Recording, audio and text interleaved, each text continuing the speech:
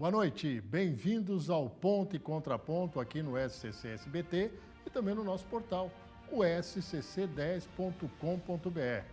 Hoje nós vamos falar de um setor da economia que tem rendido muito sucesso e também uma marca do empreendedorismo que começou por Santa Catarina, o cooperativismo. Eu estou com o presidente da Organização das Cooperativas do Estado de Santa Catarina, Vanir Zanata. Muito obrigado pela sua presença, seja bem-vindo. Boa noite. Boa noite, muito obrigado, Roberto. Obrigado a todos os telespectadores. É um prazer estar aqui conversando um pouquinho sobre o nosso sistema de Santa Catarina. Não é errado dizer que o cooperativismo é o precursor do empreendedorismo, porque ajudou muitas propriedades rurais a se tornarem a potência que são hoje, né? E isso tratando de um assunto bastante difícil naquela época, que era o associativismo, né? Isso mesmo, o cooperativismo nasceu por necessidades. Tinha necessidade de resolver problema no agro, nascia uma cooperativa, assim, incentivada pelos agrônomos da época, lá dos anos 60, a Caresc antiga, então, né? EPAG Hoje é Prag. Isso.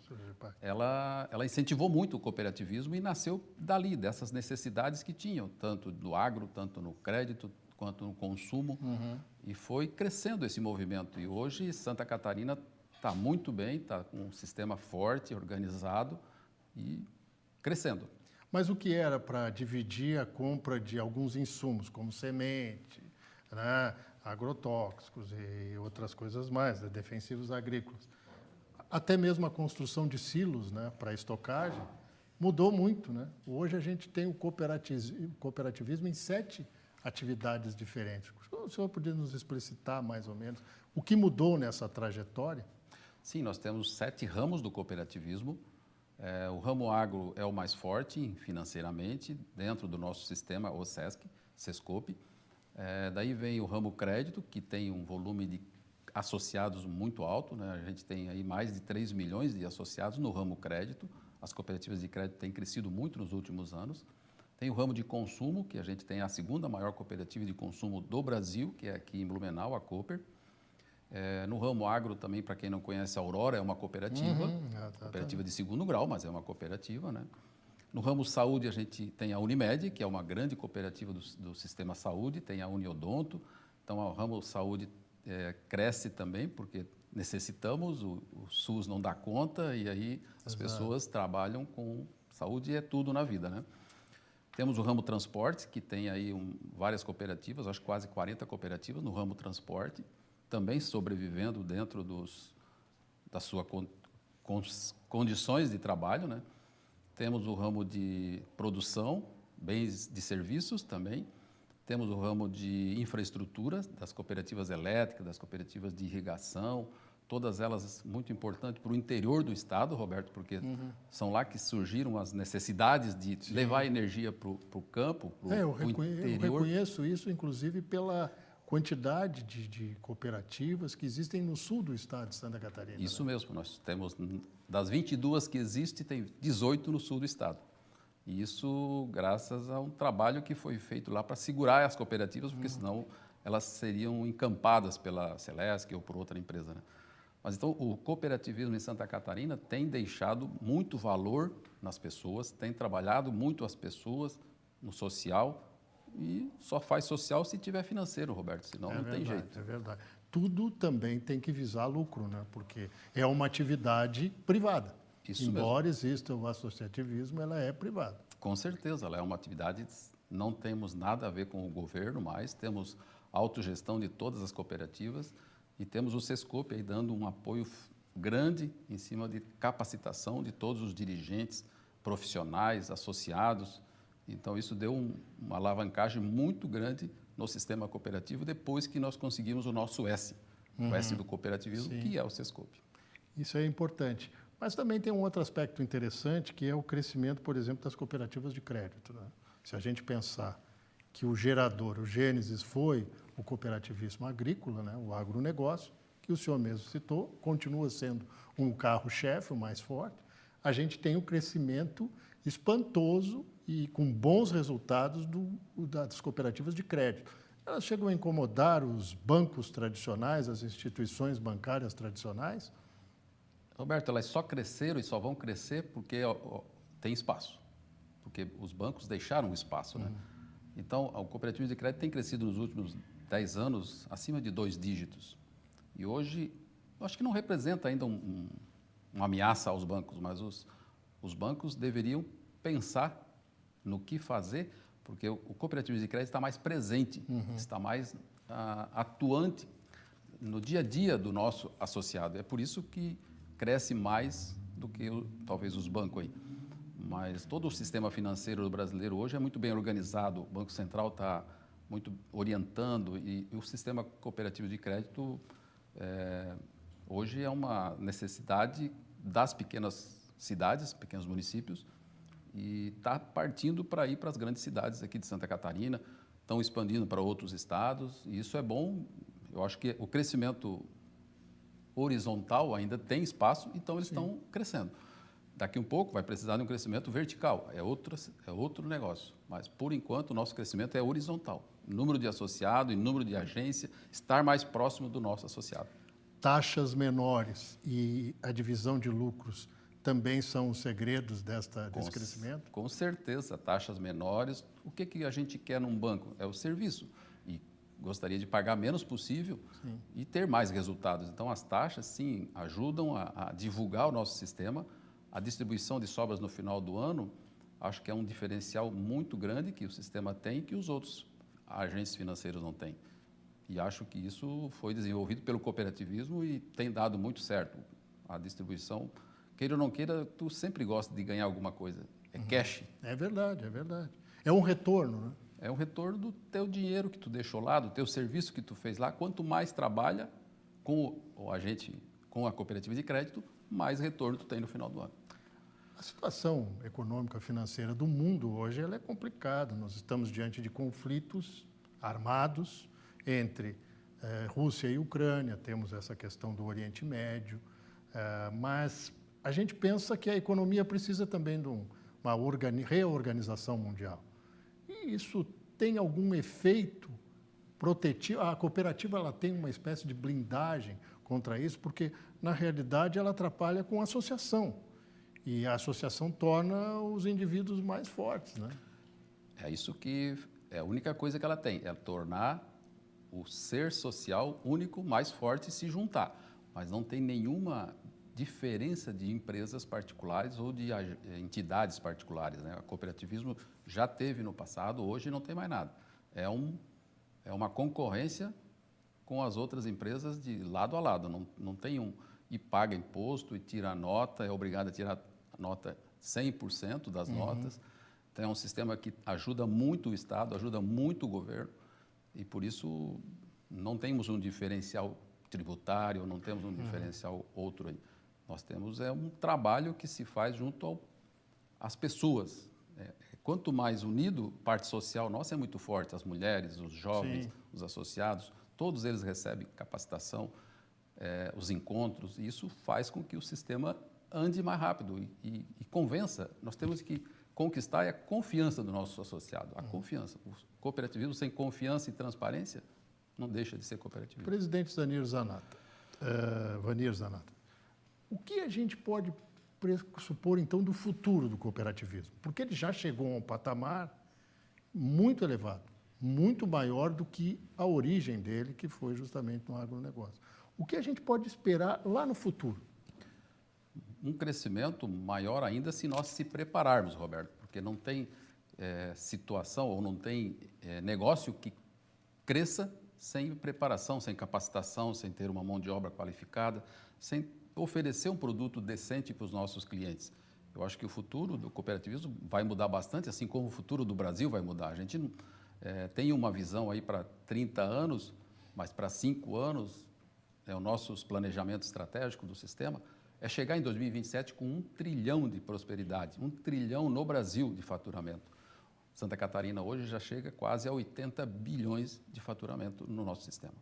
Isso é muito forte. Me diga uma coisa, cooperativismo é um sinal evidente do sucesso da economia catarinense?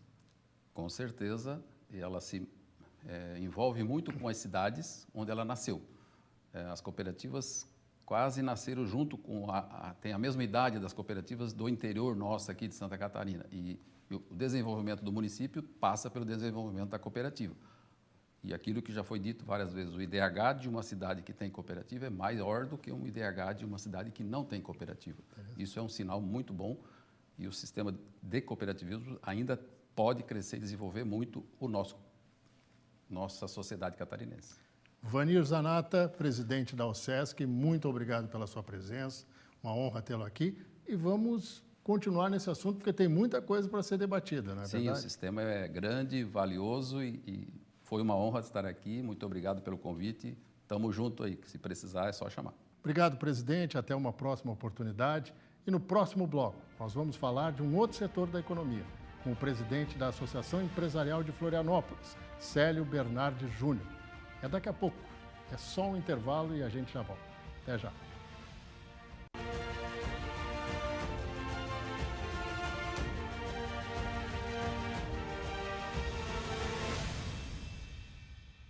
Voltamos com o ponto e contraponto. Nesse novo formato agora, temos um novo entrevistado, Célio Antônio Bernardi Júnior, presidente da Associação Empresarial de Florianópolis. Seja bem-vindo, presidente. Muito obrigado pelo convite. Honrado em estar aqui contigo, falando para essa imensa audiência. Para toda Santa Catarina. Exatamente. Mas a gente tem vivido momentos no segmento empresarial no Brasil preocupantes. E a preocupação da hora parece ser mesmo a reforma tributária. Ainda estão na fase agora de regulamentação para algo que vai entrar em vigor em 2027, mas que já incomoda agora, né? Qual é a visão do empresariado? Teremos momentos mais tranquilos ou turbulentos? Eu penso que a gente tem que ter uma participação ativa, né? Enquanto sociedade civil, a gente precisa se organizar, né? Recentemente, eu tenho ido a Brasília, fazer essa interlocução com os nossos deputados, com os nossos senadores. O cenário, de certa maneira, ele pode ser preocupante, né? Mas a gente precisa ter esse diálogo lá e efetivamente trazer segurança jurídica para o nosso empresário. Né? Brigando pela simplificação, o ideal é que nós tivéssemos redução da carga tributária. Entendo que esse é um cenário um pouco mais complexo nesse momento, mas principalmente a segurança jurídica e a simplificação é algo que a reforma precisa trazer. Mas não preocupa, de repente, cada segmento pedir o seu quinhão ou ter de volta alguma coisa que já tinha como direito consolidado? E isso não vai atrapalhar? Eu acho que esse é o principal ponto de inflexão, de diálogo que precisa ter lá. Se cada um puxa para si, pode ser que a gente tenha um prejuízo para algumas categorias. Né? Acho que esse é o principal ponto. Um não pode pagar a conta do outro. É o que eu penso. Né? E é a forma como a gente precisa dialogar com os nossos congressistas para que a reforma seja analisada dessa maneira. Não bastasse este cenário, temos outro. Né? O Congresso Nacional ainda procura formas de compensar o que já era algo bastante produtivo, ou melhor, bastante importante para a indústria e para o comércio nesse país, que são aqueles 17 setores da economia beneficiados pela desoneração da folha de pagamento. Só que os próprios deputados e senadores incluíram os municípios até 120 mil habitantes, o famoso jabuti, para quem não sabe, e agora estão correndo atrás. Qual é a avaliação do setor empresarial? Tirando esses 17 setores sem a desoneração, seria um desastre para a nossa economia. Né? A gente volta a dizer a questão da competitividade. Né? A gente precisa realmente tornar o nosso ambiente empresarial mais competitivo. Né? E passa por esse olhar, né? dessa interlocução, né? dessa conversa entre o nosso Congresso Nacional, que muitas vezes tem buscado medidas aí que onera cada vez mais o ambiente empresarial, fazendo com que o país tenha retrocesso. Então, eu volto a dizer que é importante que a gente olhe para esse cenário para que os empresários, né, do modo geral, tenham competitividade. Os empresários estão, diria assim, quase aliviados depois que este mesmo Congresso aprovou a taxação de 20% sobre as compras até $50. Não resolve lá muita coisa. O ideal seria a cobrança dos 60%, que é previsto em lei, para compras de importação, mas já ajudou um pouquinho. Onde é que o setor empresarial atuou para que essa situação fosse bem equacionada? Eu acho que, novamente, essa interlocução presente, né? Como tu disse, acho que é uma medida que é paliativa. Acho que a gente precisa ter um olhar mais macro, realmente, de que o Congresso e o governo federal possam ter efetivamente medidas que façam com que o Brasil tenha um cenário de maior desenvolvimento, simplificando principalmente a maneira com a qual aquele que é gerador de emprego né, o empresário, que ele possa conseguir efetivamente ter uma segurança com a qual ele possa empreender efetivamente e fazer com que o negócio vá à frente, tendo mais competitividade. É porque nós temos um ambiente econômico financeiro mundial complicado nesse exato momento. Eu acabei de falar com o presidente da OCESC, da Organização das Cooperativas do Estado de Santa Catarina, sobre isso. Quer dizer, nós temos guerra, nós temos países que vão ter eleição agora importantes, quer dizer, tivemos uma eleição na União Europeia, teremos algumas eleições em alguns países por dispositivo legal, temos a eleição à presidência dos Estados Unidos, o Banco Central Americano, o Fed, não quer saber de baixar a taxa de juros, está sendo extremamente conservador nesse trato. Com esse cenário todo, a gente ainda imagina o seguinte: como se tornar um competidor decente se a concorrência desses 20% ainda é desleal? Exatamente. É o que eu digo assim, desse cenário que ele é bruto mesmo. A gente tem que entender que acho que o país ele tem essa pujança, né? O Brasil ele tem essa pujança de um mercado de mais de 200 milhões de habitantes, que é muito forte. Mas a gente não pode se descolar do resto do mundo dessa economia mundial. A gente tem que estar atento para isso. Mas eu volto assim a 3 pontos que me deixariam muito feliz: a segurança jurídica, se a gente conseguisse ter mais segurança jurídica para os nossos empresários, a simplificação e, de alguma maneira, se tivéssemos um pouco mais de redução de carga tributária para que a gente pudesse performar cada vez mais, né? Reforma administrativa seria também um assunto importante para a pauta? Reforma administrativa seria um ponto importantíssimo. O equilíbrio fiscal do país também é algo que impacta muito, né? Principalmente na confiança de investidores que olham para o nosso mercado e que vêm também apostar aqui, colocando recurso no nosso país, investindo nas empresas que nós temos aqui. Então, é um cenário bastante desafiador, mas eu vou dizer que dentro de Florianópolis, onde a gente está com a CIF, nesse ambiente empresarial, com mais de 5 mil empresas associadas, a gente vê um empresário que acredita muito naquilo que faz, um ambiente empresarial muito forte e firme, né? E que acredita que a gente pode estar cada vez melhor empreendendo na nossa cidade. Não é a síntese das antíteses, quer dizer, o empresariado tem que cumprir regras fiscais, tributárias, até mesmo dentro da própria empresa, porque senão ele não sobrevive, tá? Entra em insolvência. Agora, os governos podem fazer tudo o que eles querem. Não deveriam, né? Deveriam ter a mesma boa prática de governança que nós praticamos no ambiente empresarial. Mas eu acredito que a gente pode ser muito parceiro, efetivamente, nessa construção, no desenvolvimento, né? Principalmente olhando para o município, onde a gente está enraizado aqui, como entidade, como associação, e que tem uma importante participação para, efetivamente, a gente ter um ambiente melhor onde a gente está. A capital catarinense tem serviços, comércio, empresas de tecnologia em abundância. É algo que foi consolidado com o tempo. E além da vocação natural do turismo, que eu nem precisava citar, mas preciso, né? Estamos no caminho certo do crescimento sustentável, presidente? Eu entendo que sim, né? Acho que a Florianópolis caminha para ser uma capital não só reconhecida pelo turismo, pela sua temporada de verão, mas também uma capital pelo turismo de esporte de alto rendimento. A gente já tem em Florianópolis a exemplo do próprio Ironman, né? Em abril 70.3 e em maio o Full, que atrai para cá um público extremamente qualificado de empresários, de esportistas de alta performance e que faz com que a capital receba grandes investimentos. E eu entendo que ela vai passar e aí, ao longo desses anos, e ela tem essa atratividade para ter aqui, né, grandes eventos que fazem com que a gente tenha a oportunidade de atrair novas pessoas para investir em Florianópolis. Hoje o evento esportivo ele já está competindo com o evento de negócio? Eu entendo que sim. Eu acredito que já está competindo. A gente tem grandes empresas com grandes marcas olhando para Florianópolis já com esse cenário. A CIF ela vem parcerizando com essas empresas para justamente a gente ter uma organização desse quadro, desse cluster, né, dentro da cidade, para fazer com que os nossos empresários estejam preparados na hora que um evento para 10 mil pessoas venha para cá, eles possam estar abertos, com estoque, entendendo que vai ter alteração no fluxo de mobilidade da cidade, que a cidade possa estar preparada para receber essas pessoas, né? Então, a CIF ela vem participando de forma muito atuante, né, para que a cidade possa receber e ser reconhecida, mas que o empresário também possa se beneficiar dessa atividade, fazendo com que o negócio dele receba mais clientes porventura tenha mais lucro. Não só na temporada de verão, né? Não só, que é o grande momento do empresariado como Acho que Florianópolis, ela, na temporada de verão, ela já digamos assim, é reconhecida mundialmente, né? A gente recebe pessoas do mundo inteiro aqui.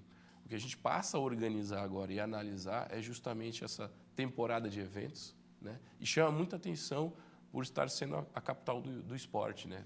Eventos e principalmente ligados ao esporte, que fazem com que tu tenha uma atração de muitos turistas para cá, turistas com poder aquisitivo, e que, de certa maneira, reflete no consumo da nossa cidade. E tem uma parceria muito forte da CIF neste contexto, né? A CIF está recepcionando, como Casa do Empresário, todos esses produtores, esses empresários, essas empresas que querem investir aqui em Florianópolis. A gente está de portas abertas para receber esses empresários e fazer com que a nossa rede de mais de 5 mil empresas possam também ser participantes, né, dessa forma de atrair novas pessoas para a nossa cidade e a gente receber todos eles aqui de braços abertos, porque a gente tem essa característica aqui em Florianópolis.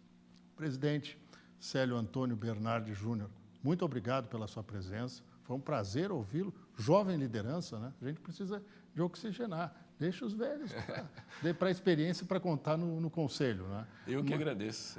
Isso é importante, a gente vê que é uma mudança também de conceito empresarial que a gente começa a observar não só em Florianópolis, mas no Brasil como um todo. Muito obrigado pela presença, um grande restante de fim de semana para você e a gente se encontra no próximo sábado. Até lá!